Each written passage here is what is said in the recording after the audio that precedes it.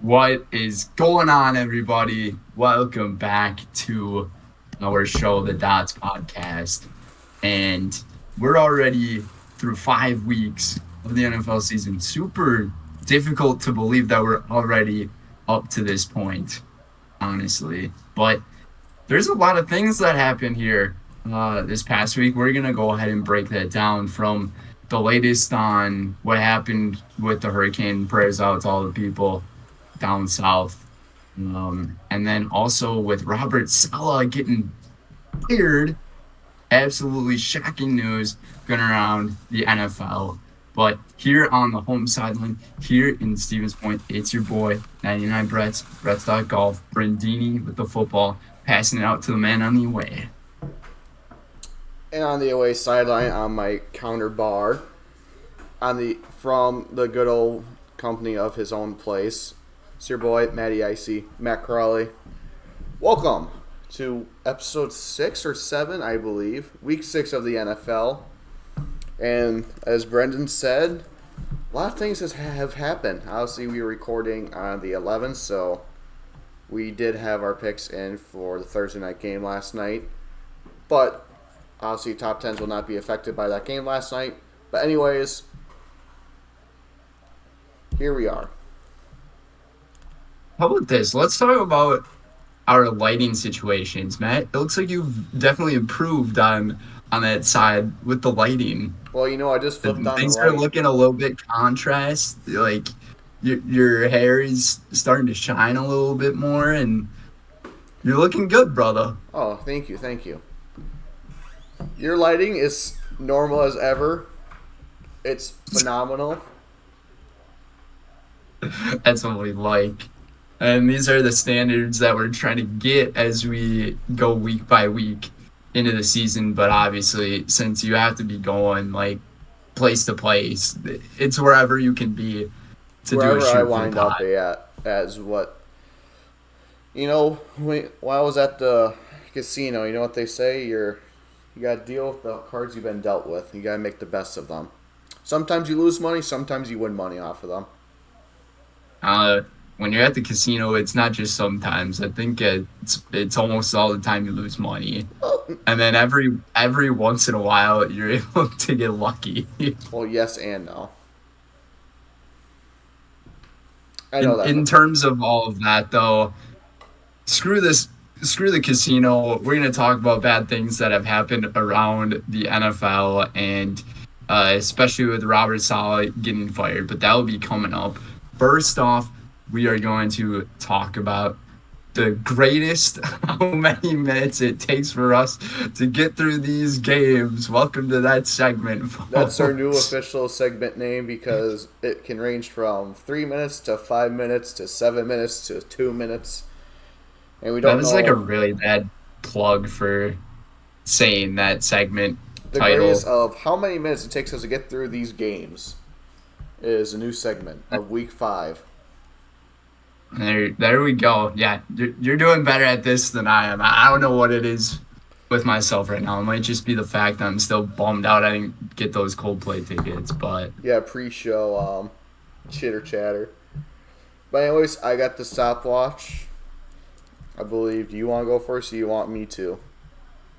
you can start with. I'll let you go first because you get to talk about your team. I know, it kind of works out perfectly because you get to talk about your team then.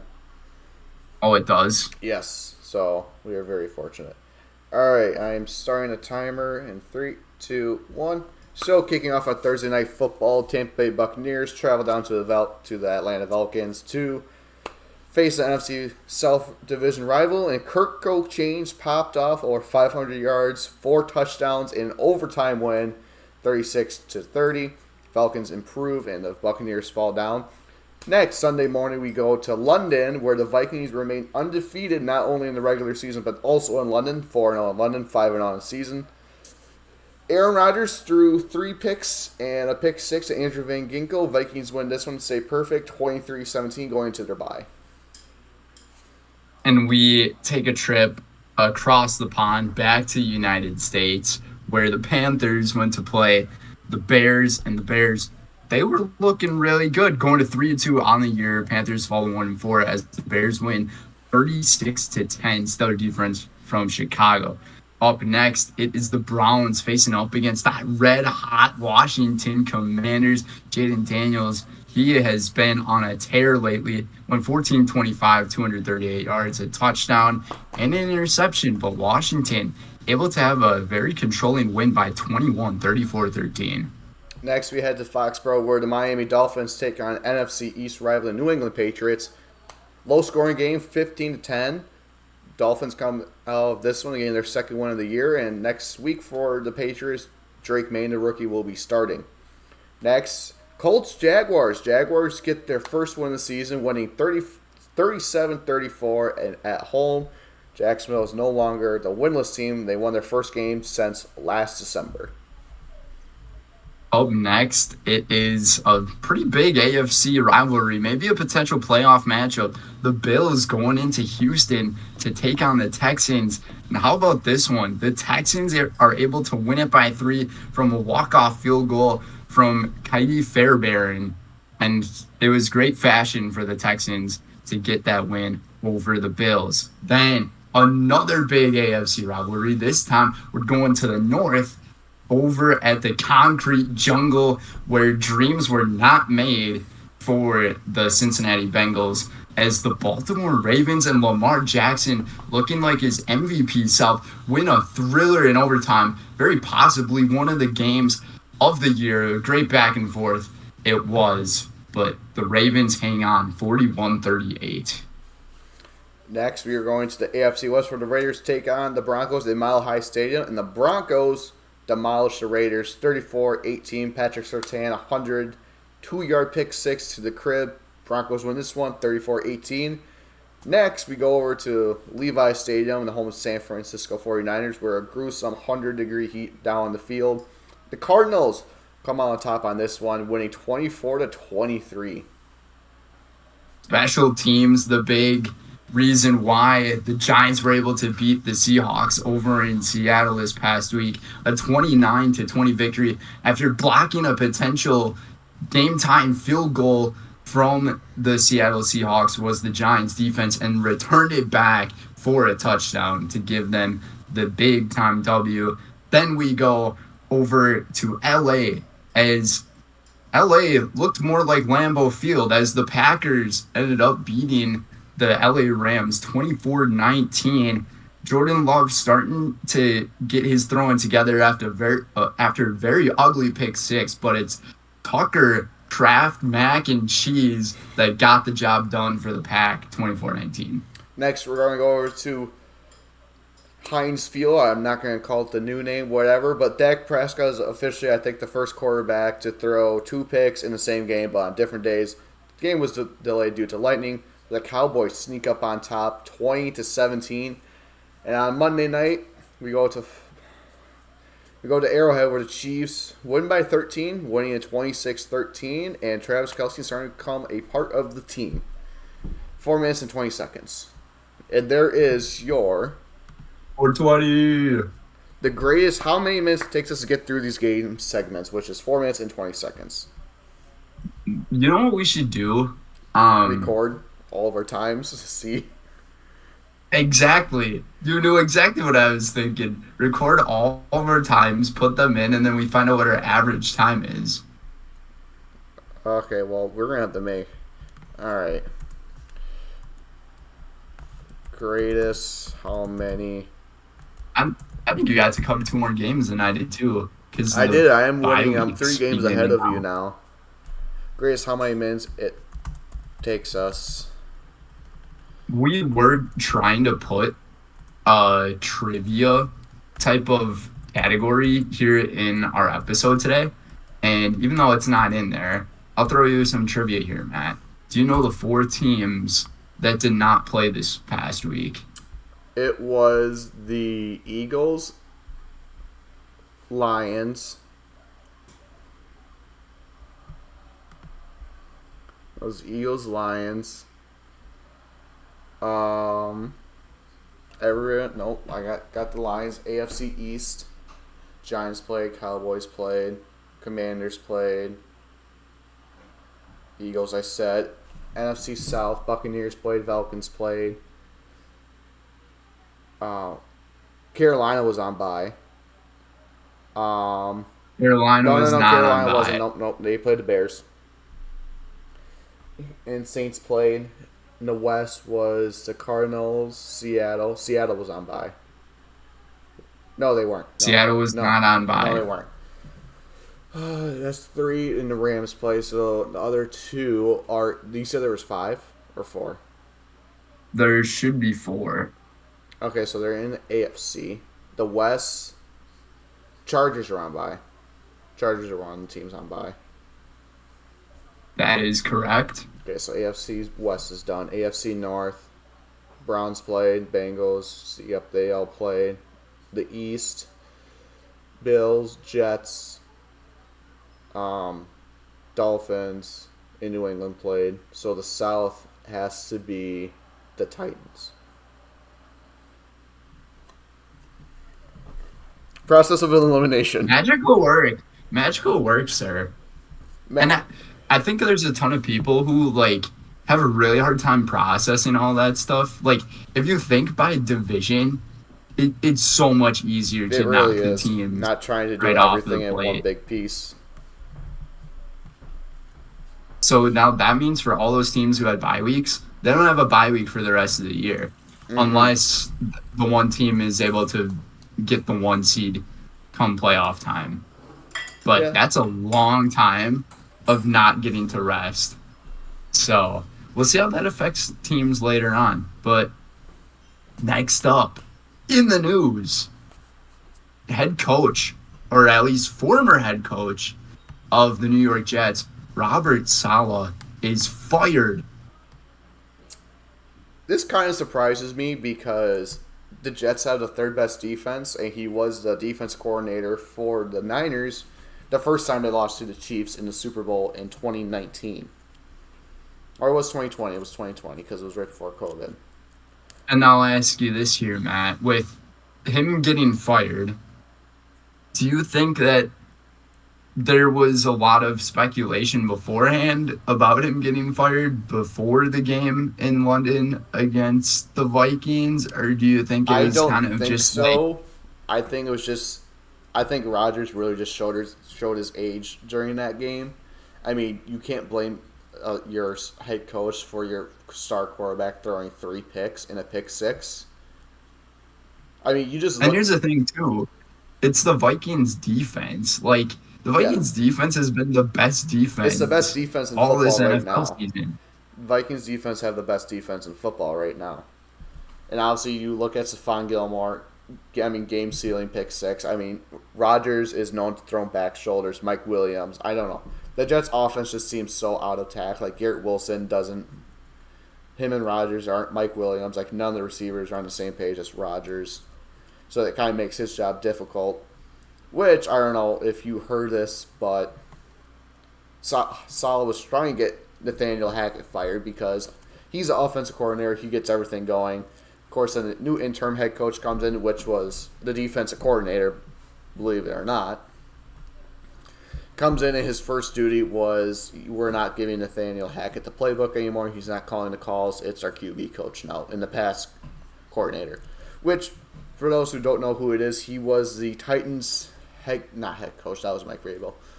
Titans offensive coordinator in 17, 18, 19, I do believe. It was around 2018 and 19, and they ran the ball a lot. Obviously, with Derrick Henry, they passed the least amount of passing yards and pass attempts, so expect Breece Hall and Braylon Allen to get a lot of these touches. I don't think it's Saleh's fault because his job is the defense, but you're a head coach, so everything gets put the blame on you. Obviously, rumors that Rodgers had a say in it, yada, yada, yada. I don't think it's true. But I think the bigger problem was Nathaniel Hackett. I mean, he was a job at Denver for the head coach, and he was horrific. He went 4-11 and got fired. And then, before the season ended. So you just gotta ask yourself about that. If you look back from last year through 5 weeks, the 2023 Jets with Zach Wilson have scored the same amount of points as the 2024 Jets with Aaron Rodgers with 93 points each. And with Robert Saleh getting fired, the New York Jets Super Bowl chances never changed. They stayed the same. They were a 30-1 odds before he was fired, and 30-1 odds after he got fired. But to go along with what you're saying, he is a defensive minded type of coach, and the Jets just could not figure out anything on the offense. There's a lot of things being pushed by the mainstream media right now, how they're just very stagnant on their offense. They don't do a lot of motions or moving around or any of that, but they actually do a decent amount of that. I think it's just Aaron Rodgers and his age. I think Aaron Rodgers is starting to become a little fragile, and we saw him become fragile in one of the plays after he took a interesting hit at the end. He kind of Fortnite crawled his way. Revive me. That was a funny moment. That is such a funny moment in that game, but still, hopefully he turned out all right. But a lot of this, it's just not on the coach Robert Saleh. Like, to your point, I think Coach Nathaniel Hackett, he is another ultimate reason why their offense hasn't been able to get things going. And think of this too. Breece Hall, he was projected to be one of the better running backs in this NFL season. He hasn't done anything. He's averaging like 58 yards per game. And I think he had 20 to against that, the Vikings. you wonder, what's the problem? Like, what's the problem? The offense, the defense seems to be okay. I mean, with everything though, if you can't have one of the best running backs in the league produce with you, you're going to run into problems. Your offense is going to become way too predictable for these defenses. This is why the Jets are just struggling right now. And now that they fired their coach, there's going to be a lot more turmoil going on in that facility. And things are just not looking good overall in New York or New Jersey. Well, Jersey, New York, New Jersey. Tomato, whatever you want to call it. The Jets, I never thought they were good. I don't think Aaron Rodgers was their saving grace anyways, but I don't know how many years he has left with that contract. I don't know if it's 2, 3, this is his last year. But I feel like nobody knows. I'll interrupt you here. Nobody knows that, like, if Rodgers didn't get hurt last year, if that's maybe the reason why the Jets just haven't been able to be themselves. So if Rodgers did not get hurt, maybe the Jets could have made that run. Like, you never know, but that's the thing about the game. Injuries come and go, and they happen, and you have to learn how to navigate your way around them. And clearly, the Jets were not able to navigate. And I just thought of this as well. The fact that Garrett Wilson's barely produced as well. Like, that's an ultimate shocker to people. And I think in that game last week, Rodgers' 2 interceptions, they were intended to Allen Lazard that he was going for. So the fact that Lazard has been with Rodgers for his entire career, and then they're not on the same page in that aspect, like, it's a problem. It's not good for New York, and they got the Bills coming up this week on Monday Night Football, and it's going to be a scary game. Is that at Orchard? No, it's in MetLife, I do believe. Well, at least they have that going for them. At least they have the crappy turf. Any people about the turf. At least they have crappy turf. But yeah, that's kind of like what's going on at the Jets facility right now. I mean, definitely some adversity. You're just going to have to overcome it. But yeah, I mean, like you were saying, like how Garrett Wilson wasn't really getting production. I mean, I think he had like 12 or 15 catches in London at like 20 targets. And yeah, I think he had like over 100 yards and a touchdown, which is insane because I don't know. That's like some Madden franchise NCAA football. You get 20 targets, 15 catches, and 300 yards and 3 touchdowns. Yeah, it's something you see out of high school football. Literally, level type of playing right there. But yeah, that's kind of not in the NFL. No, not in the NFL. But that's really it for Robert Saleh. Next topic we're going to is the Buccaneers actually had to leave early to go to New Orleans due to Hurricane Milton. I think there's like 3 of them right now, so I'm not entirely sure which one is going down there. But yeah, so I think they were forced 2 days ago to go to New Orleans, or yesterday Yeah, on Tuesday. on Tuesday. So On 2 days Tuesday, ago. the Buccaneers had to fly out to New Orleans. So it was because Hurricane Milton was making its way. This was I think a week after Hurricane Helene happened. So once again, prayers go out to all the people in Florida and also the people who were affected by Hurricane Helene. Um, just any type of natural disaster that happens, it can be a huge scare to people around. But with the Buccaneers being forced to leave Tampa Bay so early, it it's like, what do you do? And also, what the heck is going through your mind knowing that your home facility could possibly just get absolutely demolished by a storm like this? You know? Well, it's no different because I'm thinking this kind of like when the Metrodome in Minneapolis collapsed back in 2013 or 14, I think it was. Obviously, it was a different situation, but I think it's like because I know like the Bucks field was already flooded and was underwater already. But obviously, then it comes to a place like, okay, we're going to have to play at a new stadium. Where's that stadium going to be? Because I don't think you're going to play anywhere in Tampa. I don't know if you're going to play at Jacksonville State. You're not going to play at FAU, Florida Atlantic, or you're going to play at Miami. I don't know if you go down and share the stadium with the Dolphins or whatever. But it kind of reminds me of that, or they just go to like further north. Maybe they go to Pensacola. I don't know. But yeah, that kind of is. It's hard because then you don't know because that's a lot of money into one stadium. But yeah, I mean, obviously it's not what we want because but obviously it's gonna screw up because I don't know where they're practicing at. I assume they're gonna be staying at some hotel and then they're gonna be practicing at some college facility. Yeah, I don't know the college facility that they're going to, but like just thinking about all of this, it's a lucky thing that they're playing the Saints this week, so they don't have to travel far. It's not like So they're like going there's a across good country thing. playing the Seahawks or the Niners. Yeah, exactly. And so it's a good thing that that's happening. But dude, did you see like the footage of Tropicana Field and Yeah, the the Tampa Bay roof and all Rays, of that that like the absolutely whole roof was destroyed? taken off of it. Like the whole roof was gone.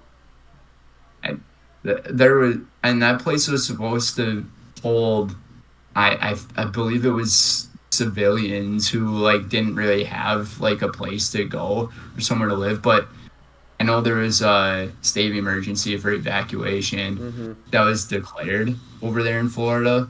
But you're just thinking about like all the all the trauma that those people have to be going through in that moment. It's one of those reasons why like you just gotta like keep praying about these things, but also why it's just so scary and it's so unfortunate. And I don't know if you heard that. I mean, there were like it was either I I don't want to provide misinformation, but there I thought I read something where it said there were hundreds of tornadoes that touched down. That I don't know. I mean, I wouldn't be surprised because of the winds. I mean, I wouldn't be surprised, but I don't know for That's sure. scary, man. Like, imagine like having like tens, twenties, even hundreds of tornadoes just like surrounding you. It sounds something out of a nightmare. It really Like out of does. some really bad dream that you're having. But it's one of those things that yeah, there's not much you can do, but you just got to keep praying for the folks who ended up going through that. And I, from what I heard, Tampa Bay seems to be okay, and the Buccaneers organization, they also seem pretty good when they're out there in New Orleans. I'm gonna find out where they're actually practicing.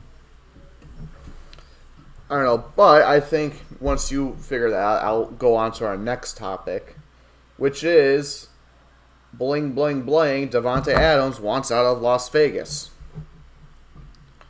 Obviously, he went to the Raiders for one reason only, was because he wanted to play with his college quarterback, which was Derek Carr.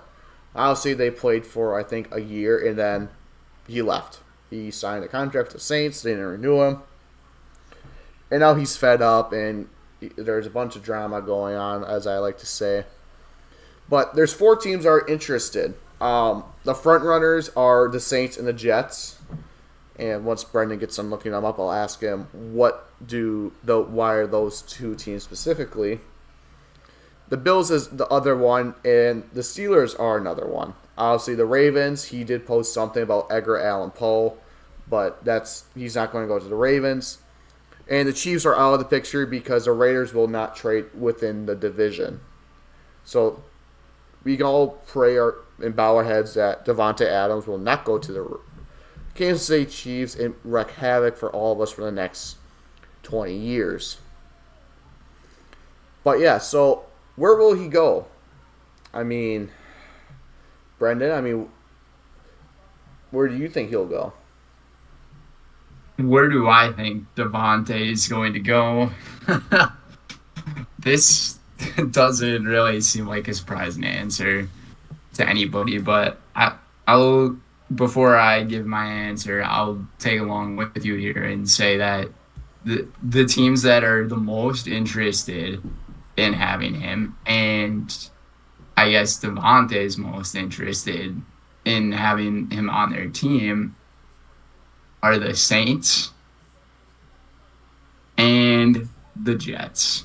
And why is that? And the only reason that Davantae Adams wants that to happen is because he wants to play with a quarterback that he played with in the NFL before. And that being Derek Carr with the Saints, even though Derek Carr is dealing with an injury right now, which could affect what his idea is. And then Aaron Rodgers, of course, with the Jets, which he's also dealing with a little bit of an injury, but he's going to be playing this week. So there's a lot that is probably going through Davante's mind. And here's the thing, Davantae, just shouldn't have signed with the Raiders. Never should have done that in your career. His career has gone way downhill ever since he left the Packers. And it's not that he ended up leaving Green Bay. Green Bay just didn't have the money to sustain Davantae with the team. So Davantae needed to go somewhere else that had a lot of money and not much talent. Where do you go with a lot of money and not much talent? The city of Sin, Vegas. Sin City, baby. And he probably gambled a lot of his hopes away to try to cure some of his Vegas depression, but it's not going to help out, and now he wants out of there. And I'll say this, where does he want to go? He wants to go to the Jets, even though the Jets are not clicking. And it's just really poor timing for the kid right now because with Saleh getting fired, there's a lot of drama going on around there. And then with Derek Carr being injured with the Saints, there's a lot going on down south. Davante's kind of set himself up for not a great situation. Yeah, he really, like you say, should never go to the Raiders. But Davantae, he is ruled as injured though, because he has a hamstring injury. Hamstring. I know he's on my fantasy team. A hamstring injury. Hamstring. More so like I want to get traded type of Yeah, injury. expect him to get traded before the November 5th deadline. Oh, 100%.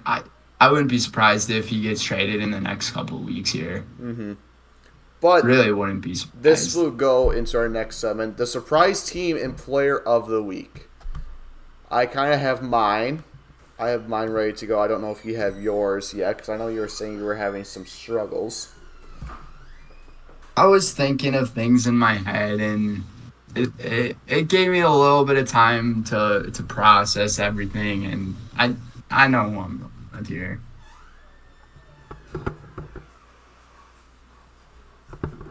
Door open.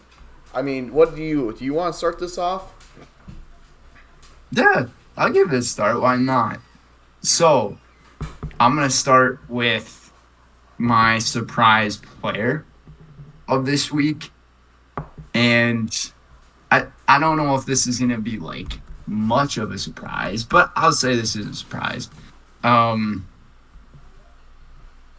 guy who is starting to look like an MVP again, the former and reigning MVP of the National Football League, Lamar Jackson. My goodness, what a performance he had this week going up against the Bengals and Joe Burrow, going into Cincinnati with a 2-2 record. And the Bengals, they were coming off of that win 1-4 on the year after beating Carolina. But Cincinnati's offense, they can ball. Their defense, that's the only problem. And I just want to say this about Lamar Jackson. That one play he had in Cincinnati's red zone, this is why he is the surprise player of the week. It literally looked like a video game coming out of this guy. It looked like he was the Heisman Trophy winner who came from Louisville, and it looked like he was his college self all over again. But Lamar Jackson did not throw a single pick in this game. He did have that costly fumble, which I thought was going to be costly. Turned out it wasn't. He went 26 of 42, 348 yards. People keep asking, is this guy actually a quarterback or is he just a running back who's just out there as a decoy? 348 passing yards, Matt. What does that tell you? You what? He's a running back that can throw. 4 touchdown passes for Lamar. And you can say all that you want. You had Derrick Henry in the backfield with you. Like, this guy, he's freaking amazing. Well, here's the thing. Cincinnati was holding Derrick Henry very well up until the second to last play of the football game, where he got out for like a 52-yard carry in the game. Otherwise, Derrick Henry barely did anything. This was all Lamar Jackson orchestrating these plays for the Ravens, and he did an outstanding job. But I just want to say that play, I think it was second or third down or something in the red zone late in the game. I know which one you're talking about. Lamar ends up kind of like muffing the ball a little bit as he gets the snap. He almost falls on the ball. He decided to pick it up, scramble outside, and he's got Sam Hubbard running after him. Sam Hubbard, he is a pretty extraordinary ball player for Cincinnati. Probably the best player on their defense. Actually, he is the best player on their defense. Lamar ends up throwing out the stiff arm on this kid. Not once, he does it twice on him, and he rolls out to the right sideline, and he just throws the ball across his body, and he's able to connect with his man for the touchdown. It was literally MVP type of stuff that you see out of the kid, and he held himself accountable for the mistake that he made in overtime, but he also led this team on a comeback because they were down by like 10 points or something like that with 6 minutes left in the game, scored the touchdown, and then led the drive to force overtime for a Justin Tucker field goal. And it was an outstanding job. So that's why I give Lamar my surprise player of the week. Who do you got? Valid points. Very valid points. I do not disagree with you. Because my team and players actually from the Chicago Bears. I'm going to go with Caleb Williams. I think how he first started, he looked like he was going to be the biggest bust. But now he is slowly transitioning. He's getting comfortable. 20 for 29, 300 yards, and 2 touchdowns. Granted, it was the Carolina Panthers. But still, Caleb Williams looked really good. Both his touchdowns went to DJ Moore, who had 5 receptions, 105 yards. And DeAndre Swift, 21 carries, 73 yards, and a touchdown, a couple receptions.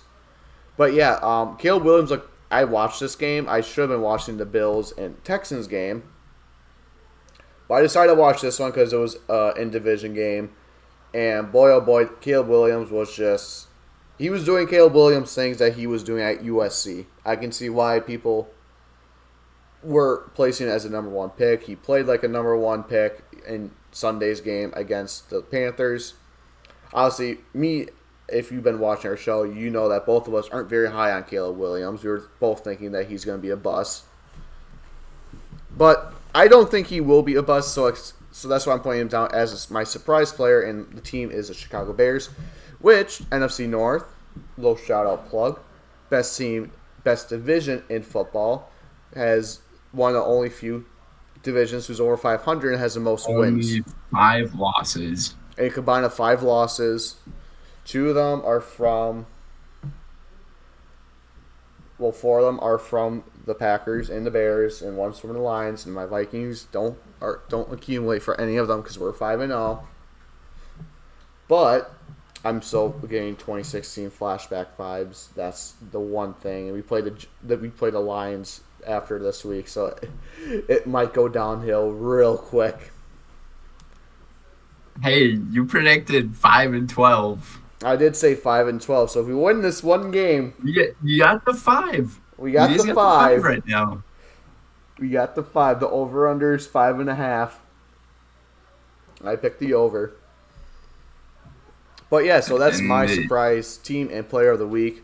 But now we go into our top 10s, which I think. Oh, I didn't get to mention my team.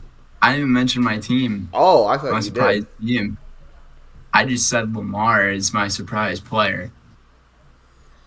My surprise team of the week. I feel like this. Oh. Thanks, Bo. I didn't even get to say my team yet, Bo. I'm taking the Arizona Cardinals as my surprise team. That's a good choice this week. That is a very good choice. Taking choice. down the 49ers and Brock Purdy, they were able to get 2 sacks on him. And this was a very surprising win. Everybody was thinking the 49ers, they were the team that is just going to waltz all over Arizona, who has like the number 30 pass defense in the National Football League. And we didn't even get to see much out of the 49ers offensively. Brock Purdy, he struggled. He went 19 of 35, 244 yards, 1 touchdown, and 2 interceptions. Brandon Ayuk, he did have a day, but he was like one of the only receivers to really have a day, unless you want to include George Kittle as a tight end. He had those 2 touchdowns there with them, but it was a really great day for the Cardinals. Not too much going on with them offensively. It was mainly their defense, and the fact that their defense ended up having that game-winning interception in the last minute and 40 seconds of the game on America's Game of the Week and all that, and to be able to just shut down the 49ers like that when you're playing away against the San Francisco team, it's a big kudos, and you have to give a big kudos to them. And now Arizona is 2-3 on the year. They're tied with the 49ers at 2-3. Who would have thought that was going to happen? This year's been filled with a bunch of surprises, man. Yes, it has. But now I'm ready for the top 10. Now we can do top 10 and weekly pick 'em. I am in the lead, so I shall go first. And I'm just going to go right off the bat. And number 10, I have the Seattle Seahawks. They are 3-2 right now. Right now, as of Friday, they are 3-3. But making this list, we did not take that game into factor. So they're 3-2. They've been falling off. Obviously, a devastating loss to the Giants. Isaiah Simmons jumps, blocks, returns it to the house. But yeah, starting 3-3. I mean, they started 3-0, and now they're dropping like flies. This is kind of one of the teams that I said that was going to drop off after their hot start. Yeah, coming in at my number 10, I'm putting the Dallas Cowboys up at my 10. Coming off of a really big win against the Pittsburgh Steelers after what seemed like we didn't even know if the football game was going to be played on that Sunday night because there were some really bad thunderstorms that were rolling through. So this was like, I think, the very first game in NFL history or something like that that ended up like going in from one day to the next day. Mm-hmm. And the Dallas Cowboys, I thought they were going to lose this game on that last drive when I don't know who it was. It was Roberts for the Steelers. Can't think of his first name.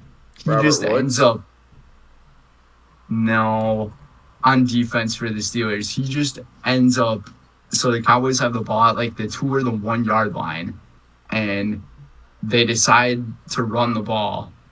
And this defensive back, he just decides to run like from 6 yards in the end zone and just jump and like go straight forward with his head, and he just puts his head right on the football and punched it out, and the Steelers were almost able to recover it, I but do Dak remember that. Prescott was able to dive on the football to keep the game alive, and then eventually Dak Prescott ended up throwing the game-winning touchdown pass like 2 or 3 plays later Mm-hmm.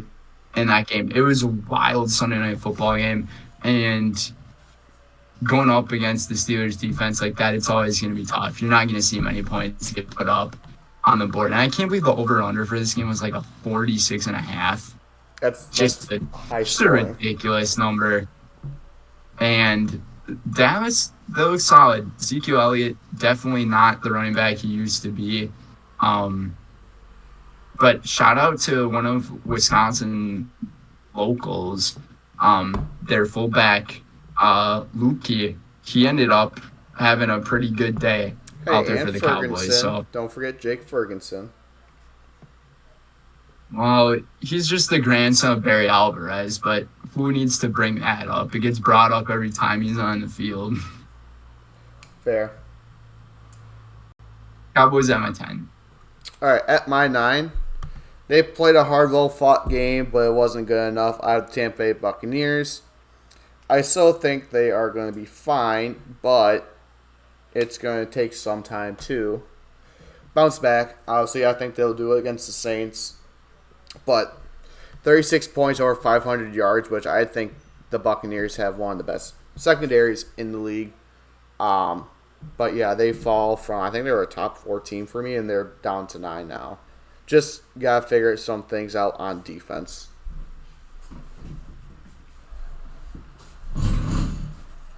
And I was thinking about putting one of the Falcons players in there as my player of the week, and that would have been Kirk Cousins. But coming in at my number 9, I got the Seahawks going into the week, going up against the Giants. I really thought that Seattle was going to absolutely handle New York. I think a ton of people were thinking that same thing. Geno Smith, he seemed to do all right. It was just that the Giants actually looked good. They They do look actually good. played well against Seattle, and everybody was just really shocked by that. And I'm gonna keep Seattle, and they're at my 9. This is right before they eventually lost yesterday to the 49ers, but Seattle at 9.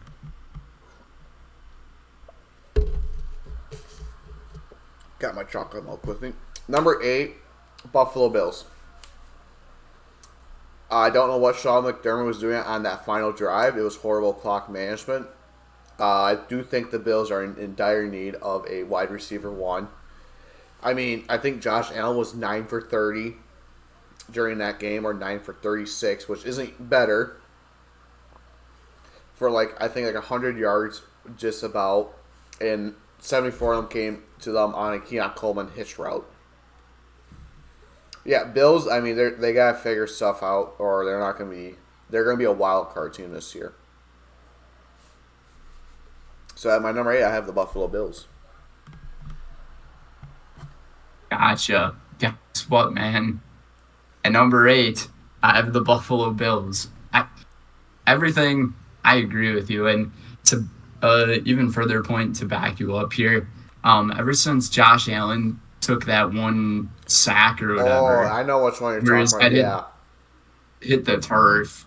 Things were not the same for Buffalo. So he went into the concussion tent right away, but he came back like one or two plays later. So I guess he was fine. And the I Bills don't think he haven't was been fine. fined or anything by the league for any misconduct of like their rules and violations. So yeah, pretty much everything though, like Keon Coleman, he was a big reason why the Bills were able to stay in this game. And the, it just wasn't a bright performance on offense. And this is where I can see how you could think Davantae Adams could go to Buffalo, but I think those hopes are going to be very low. Bills at my 8. Number 7, I have the Packers. Now, they won in LA. It was a good game. Besides Jordan Love, wherever that was in the end zone, I don't know what that was.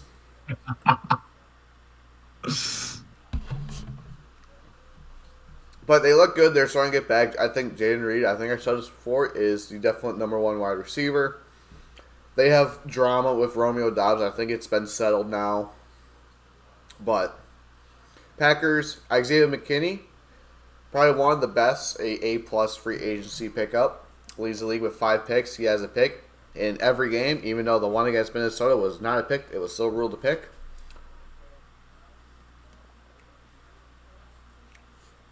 But I'm so sorry. I'm just drinking this. Yeah, what's going on here? Sorry, Should I just say I mine? get thirsty sometimes. I get thirsty and I get hungry. But Packers, they still got some work to do. But I do like where they are. They're in the NFC North. Tough division, but they're going to be fine. Guess what, dude? Bro, we think My number alike. my number 7 team right now is the Green Bay Packers. To correct you, Xavier McKinney. He is the one to have the 5 interceptions on the year. I think you might have said Isaiah or something like that. But yeah, from the get-go, to begin this game against the Rams, the Packers went 3 and out. I was like, oh no, not one of these games. Like, these are the really bad games. But then the Rams had a 3 and out. I'm like, okay, things are promising. And then the second drive that the Packers go, Jordan Love just straight up heaves the ball down the field like 60 yards. Probably the longest throw we've seen this season. Into triple coverage. I will say And this. all this It stuff. was, that ball was very pickable.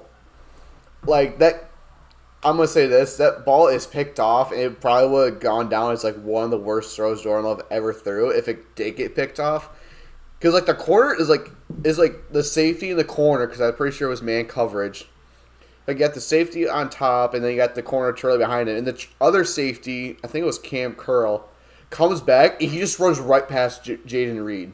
Like, he runs right past him, and then he catches the ball. And I was like, oh my gosh, he threw it to triple coverage. I was like, it was like, and the safety, the corner was running like this. It's like kind of how he just ran straight past. I was like, he looks around, he picks that ball off. All of that goes to show that the Rams defense is Is very horrible. young and they need to learn. But here's the thing too, Jaden Reed, this kid is also very young. He's like 24 years old or something I like think it was like that. 23. Let me look this up. 23, 24. He ends up going up to get the football. And we've seen this happen like day in, day out of the Packers. Like the last 20. throw like that I can recall was last year when the Chiefs went into Lambeau and Jordan Love just heaved a ball up in the air on 4th down and Romeo Dobbs just straight up caught it into like triple coverage. Like that's what that throw reminded me of. I'm like, okay, this guy, Love, he's either a little bit of Brett Favre every once in a while, or he's Aaron Rodgers 2.0. Like, who's the kid gonna be? He's like Gru. Like, He's got the double life. What? Who's Love gonna be 2 tonight? and 9. That's the That's question. the question. Give me the Packers at number 7. All right, at 6, I have the Commanders. This is, I think they're 4-1 right now, or they're 3-2. But they've been playing impressive football. I think Jaden Daniels, yeah, they're 4-1. I think Jaden Daniels could be the front runner for MVP right now because he's playing out of his mind. It's so scary because the stats that he has right now through 5 weeks is literally identical to RG3's. And also, we all know how RG3 careers went. You know, the last time that the Commanders drafted a Heisman-winning quarterback, that was a scrambler, and like wins Rookie of the Year, and we all know how that goes. I like if that does happen again. The NFL scripted. I don't care. NFL scripted if that happens. I can't believe you brought up the name RG3. I didn't think that name was gonna get brought up today. No, but yeah, they're playing really good football. I mean, I think it's just offense. I think their defense could use some work because I really don't know how. I mean, they did just hold Cleveland to 13 points, but Cleveland's also the only team in the league who has not scored over 20 points in a game, and obviously all that drama over there. But Commanders at my 6. Yeah, anybody who is a fantasy football guy, take the Eagles defense for week 6 going up against the Browns. Like, straight up. Amen. I ended up doing that in our league, I believe. But my number 6, I'm taking the Buccaneers in at my number 6. This might seem a little high to some folks, but I think Tampa Bay can really put up a case for how good they were. If you think about it, they just needed to pick up a first down against the Falcons, and they would be 4-1 on the year. It was just the one mistake that they made on their last actual drive of the game. And Baker Mayfield, he actually played well. He went 19 of 24 last week, 180 yards, 3 touchdowns. Like, that's exceptional work from a quarterback. Only 5 incompletions. Rachaad White and Bucky Irvin, they combined for over 110 rushing yards last week.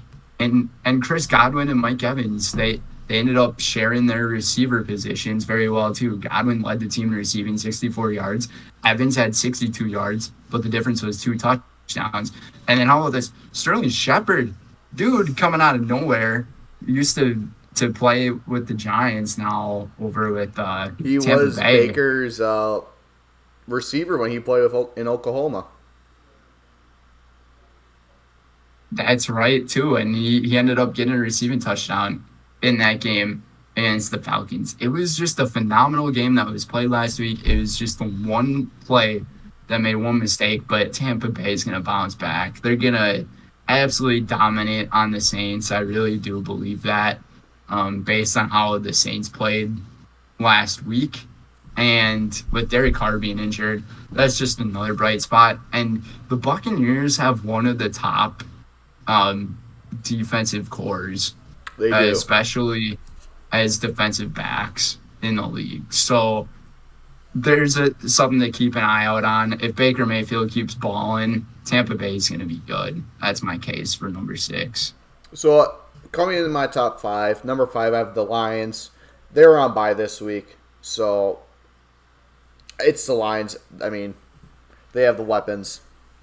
But that's my number 5. This is going to be a little – that's short because, like, they fell because, well, they're on bye. We didn't get to see them play. Yeah, exactly. And then my number 5, they were your number 6, the Washington Commanders. They climb up again on my list. This team, they're good. I mean, don't be surprised if they are able to somehow win it this coming week. I think they have a legitimate shot at taking their game. And I believe they're going up against... It's one of the top teams that they're up against this week. Mm-hmm. The Ravens.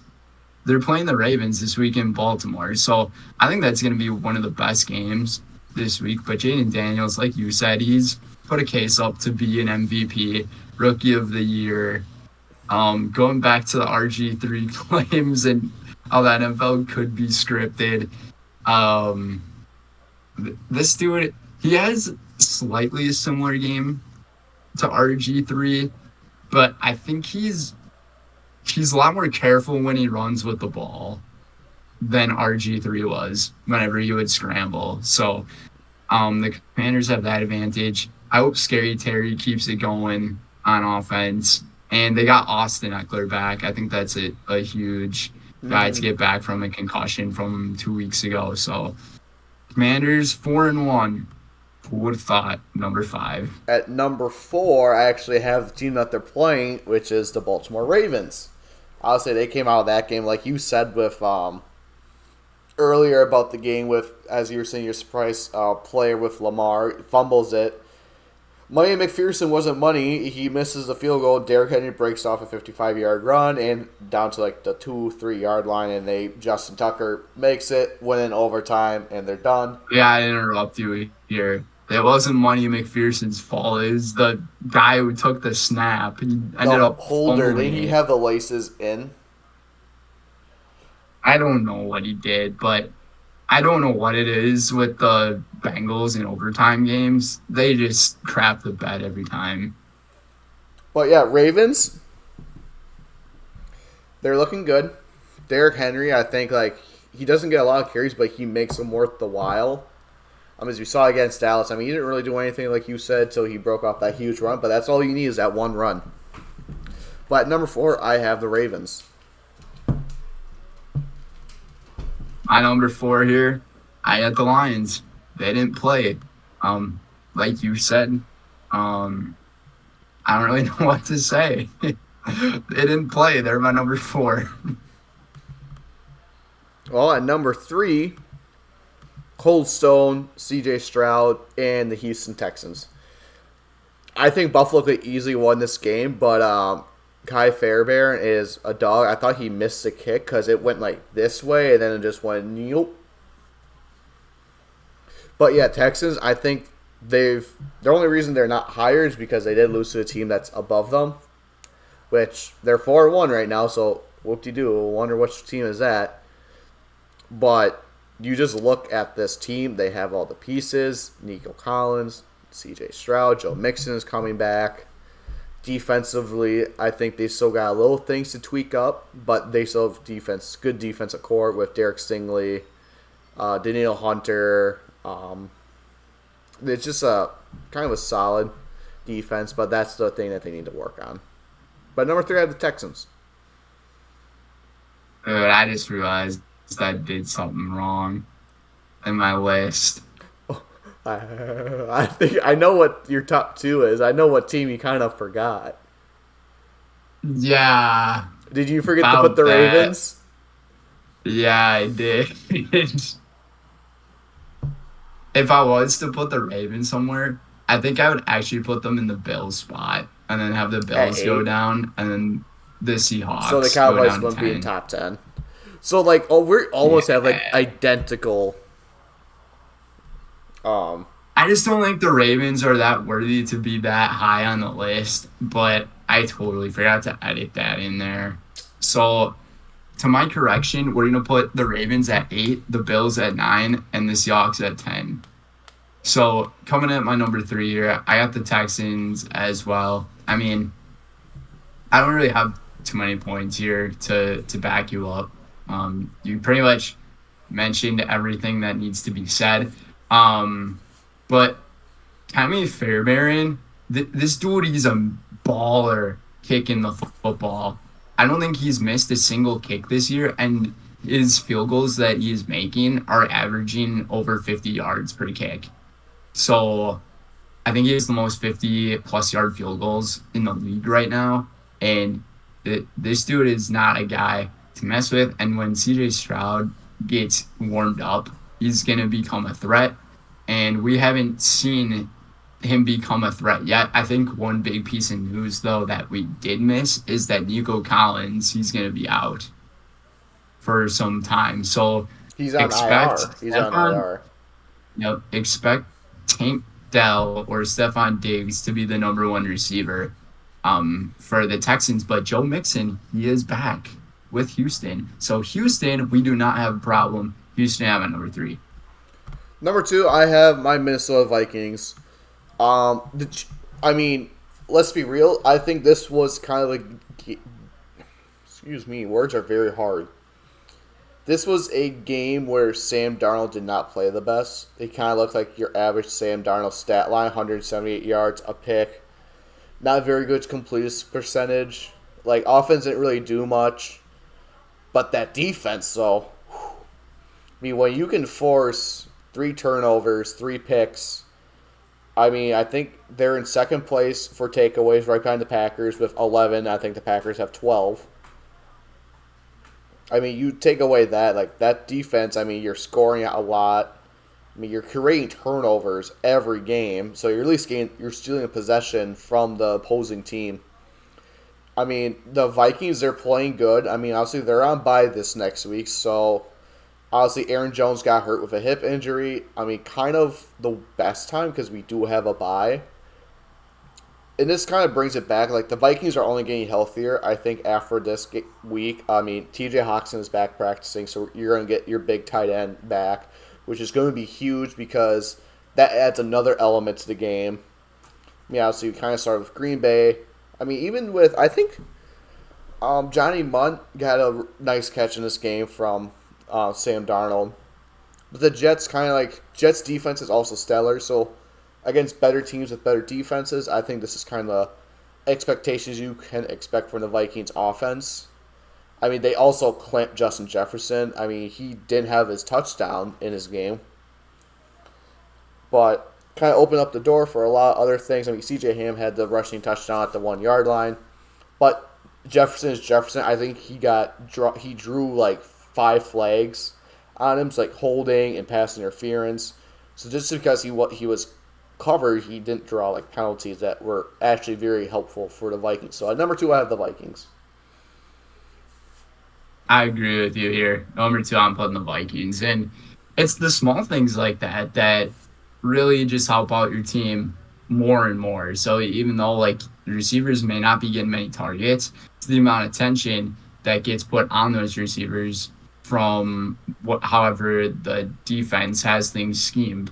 But to go along with this Vikings defense and having 11 takeaways here on the year, I'm giving Coach of the Year right now to Brian Flores. Even though he's not a head coach of a team, this dude's Coach of the Year. Everybody thought the Minnesota Vikings were going to be a 4, 5, 6 win team on the season. Look at them right now. They're sitting at 5 wins through 5 weeks.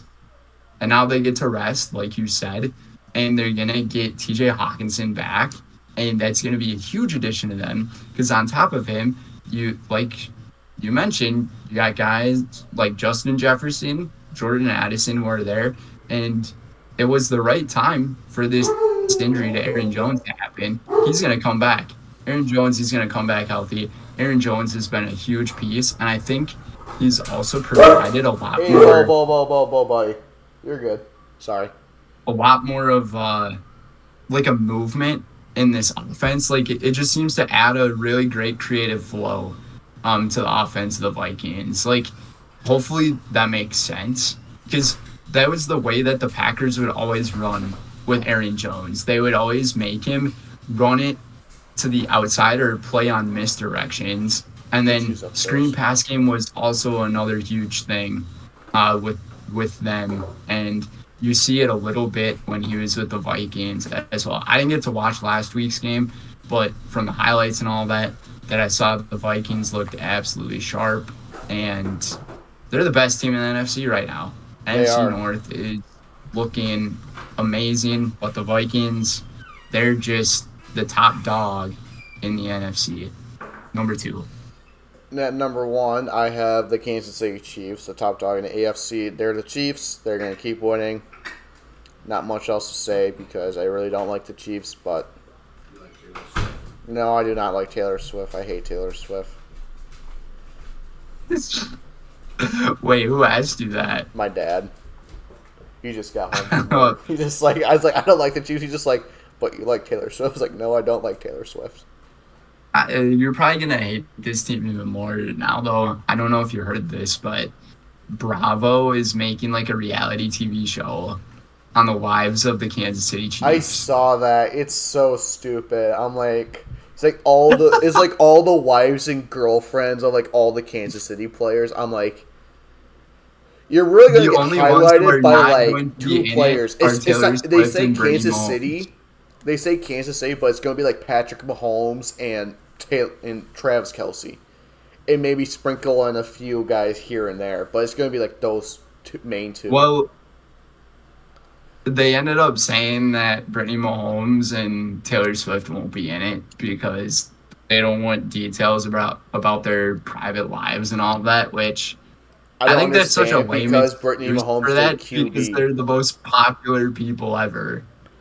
I mean, Brittany Mahomes did quarterback, so I don't know why she would say that. Because like, oh well, you kind of see what you do for your private life. And here's the thing too, that quarterback show that got released, like she was a part of it. Yeah, so that's So just some BS excuse. it is a BS excuse. But I got the Chiefs at my number one too. They looked really good against the Saints. I'm gonna say that. Like missing some really key pieces, having Rashid Rice very likely to be out for the year. And once again, with Isaiah Pacheco missing, they get Kareem Hunt back.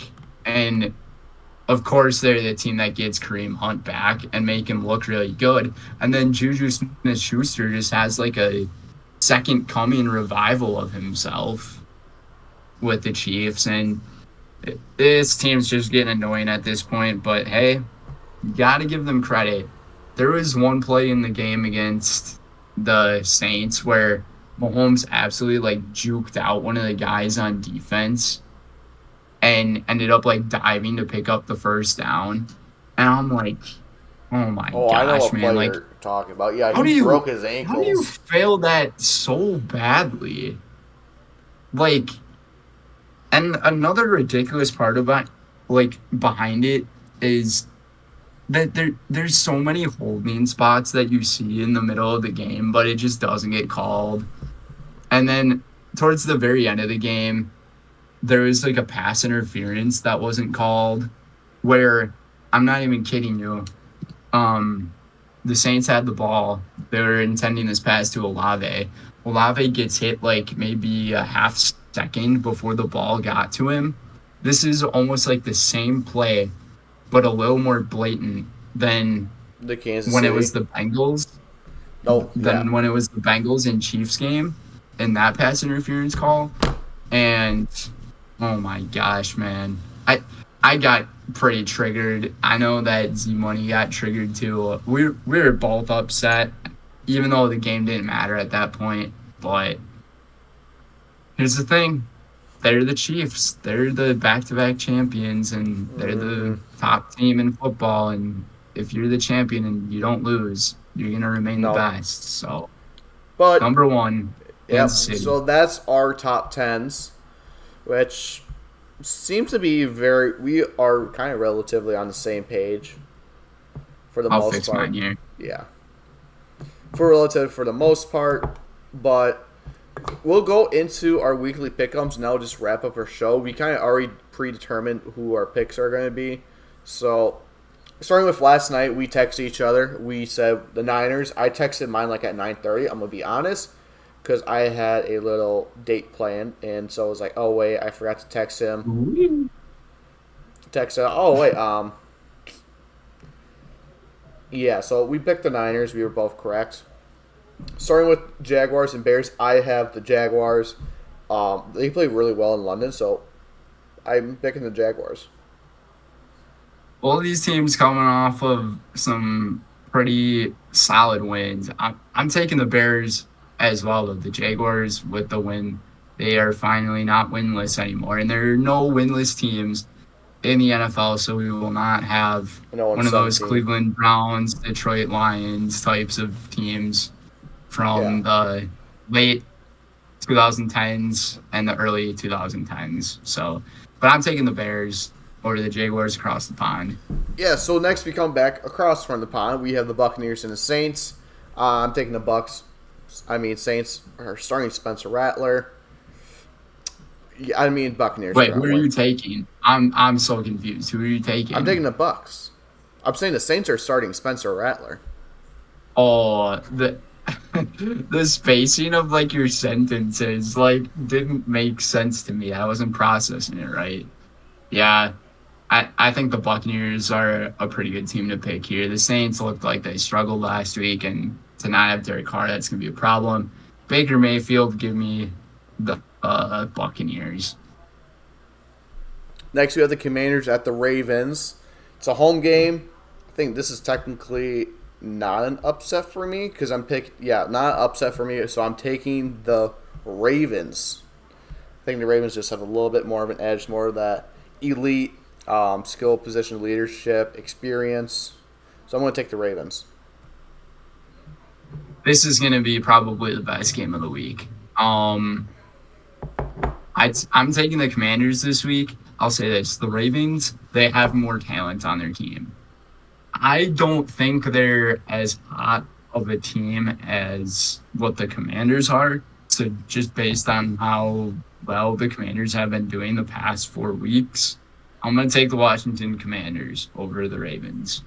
Next, we have the Cardinals at the Packers. It's in Lambeau. Packers are the better team.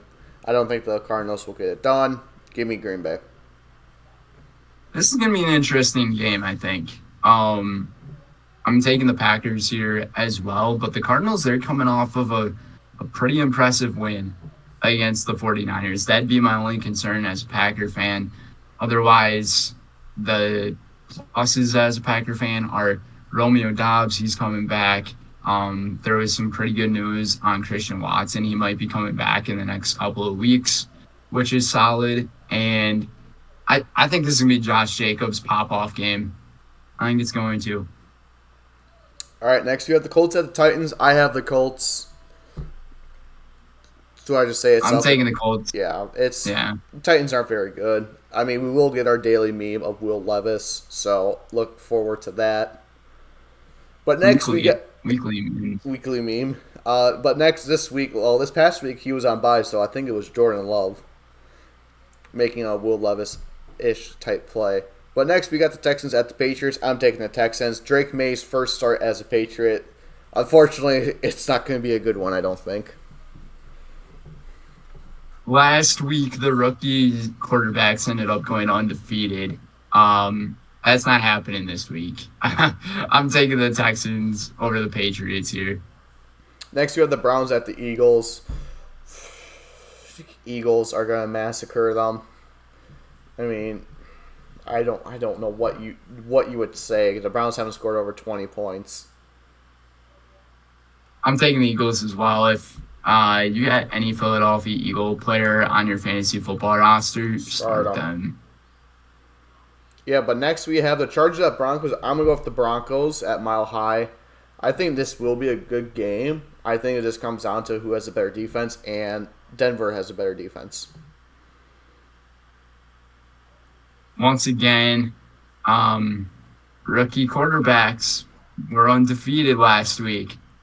Not happening again. I'm taking the Chargers. Winless? No, you didn't because you picked the Bears. Never mind. I picked the Bears to win this week, but that might just be for reverse psychology purposes.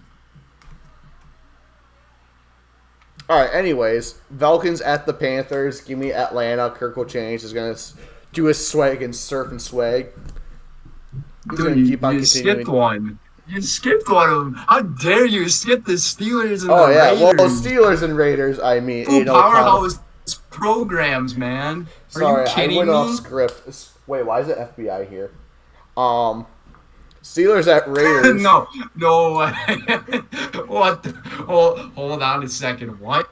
The FBI's here. Why are they here? You skipped the Steelers and Raiders game. Yeah, they have a tank on my lawn. I don't know what's happening. But yeah, Steelers and Raiders. No way. Steelers and Raiders. I'm taking the Steelers.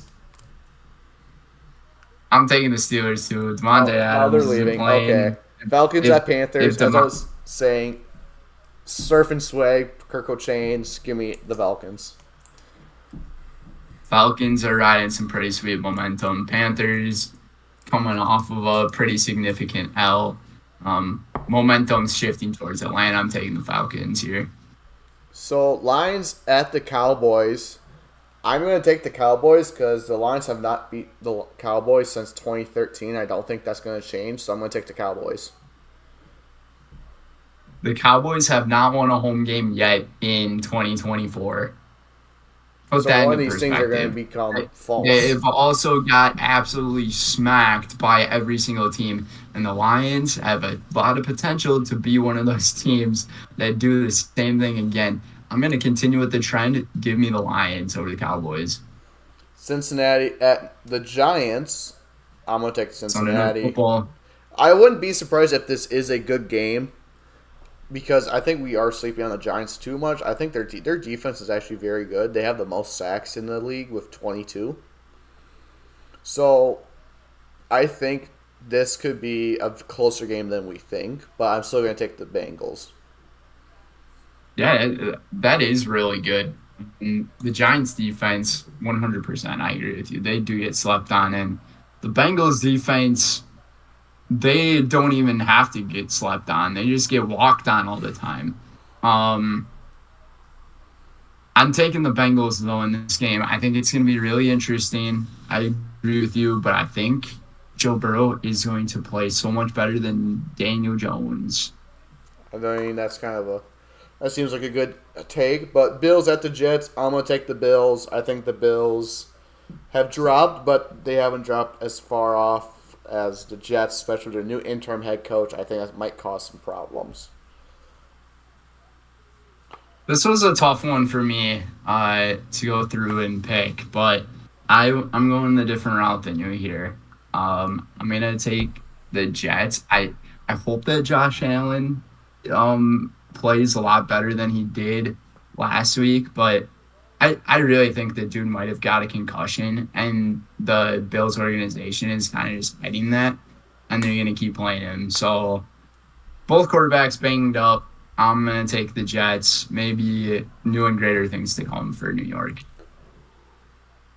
The FBI is actually there. The FBI is actually at your house. Oh, no, they left. They left now. But the FBI was there. Oh, yeah, they were there. They were a whole squat team. They had 3 tanks on my front yard.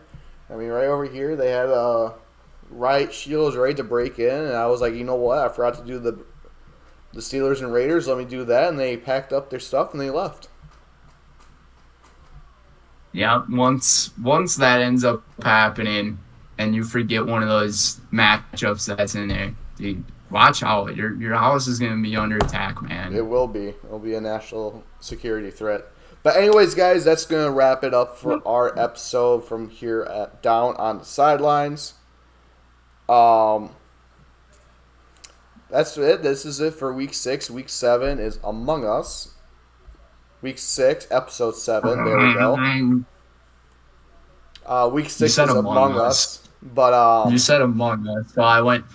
I was just wondering why you were acting weird. The sound of the game. Yeah, but anyways, from the Way Sideline, Mac Riley, aka your boy Matty Icy, checking out.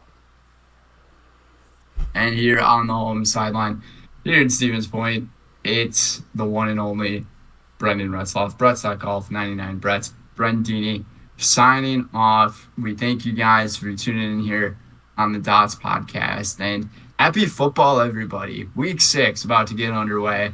Enjoy the football week. I myself have a huge game that I'm going to be driving to cover tonight, and then this weekend I got a lot of stuff going on. So once again, prayers out go to everybody impacted by the storms and hurricane and all that's been going wrong. But hey, things will get better one of these days. So we'll see you peace next out, time everybody. at Down on Sidelines.